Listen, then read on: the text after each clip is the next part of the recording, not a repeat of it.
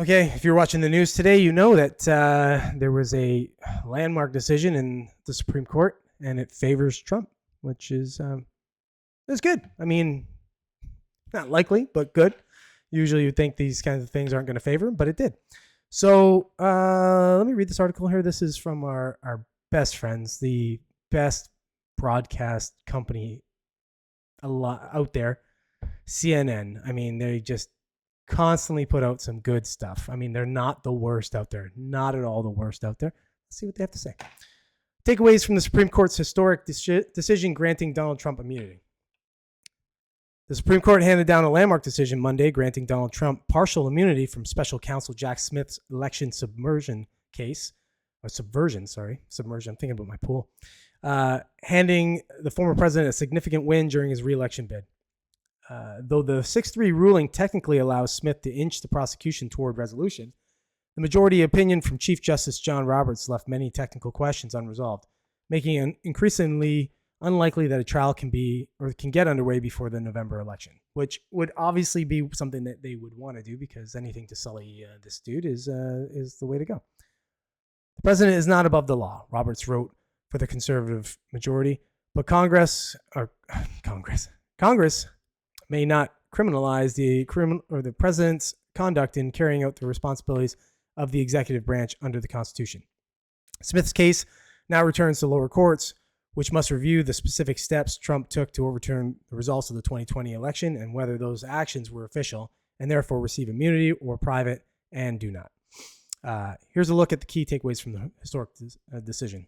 So Trump got a bigger win than expected. In several key respects, Trump got what he wanted from the 6-3 court and more. For starters, the Supreme Court ruled that for core presidential activity, Trump has the absolute immunity he had sought. The majority said that Trump's conversations with the Justice Department, his efforts to try to get officials on board with his effort to overturn the election, were covered with absolute immunity. I love the writing of this article. It's very spun, we'll put it that way. For other official actions and more routine powers held by the president, the court said there is at least some immunity, and it largely deferred to lower courts to sort that out. That's a process that could take weeks or even months. The analysis about who's immune and what isn't ultimately is best left to the lower courts to perform, Roberts wrote. Perhaps even more important, the majority made clear that the official acts cannot be considered at all as evidence in a potential trial, which could make it much harder for Smith to prevail.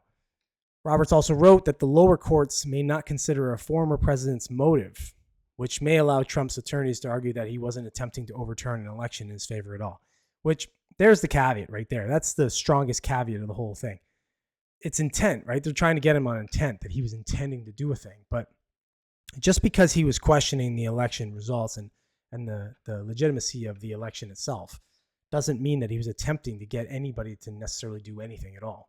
So it's that's where they're hinging their whole case on, is that he was trying to subvert the election, but that doesn't mean he was, which I don't agree. I don't think he was either. What's next in the federal case against Trump? With justices giving the lower courts some limited guidance, the next steps are likely to be more hearings, written arguments, and even proceedings with witness testimony and debates over evidence before U.S. District Judge Tanya Chutkan in Washington, D.C. Those are likely to come in the days after the Supreme Court hands the opinion down formally to the federal courts in D.C. The mechanism for sending a case back down usually takes about as long as a month, but the high court could act more quickly.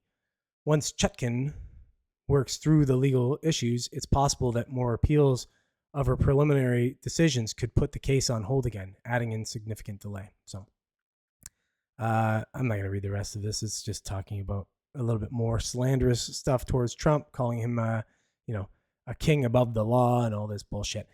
But the good news here is that the Supreme Court seems to be ruling in some favor of Trump, and the delay of it, if it gets at least past the election, is not going to add some extra, for lack of a better word, bullshit prior to the election, right? We just need this election to get to it, let the people vote for what they want, and get past it and see what happens, instead of more interference against the candidate, as we've been seeing, whether you agree or not, I would think it's hard to disagree at this point that somebody's not trying to stop the former president from running again.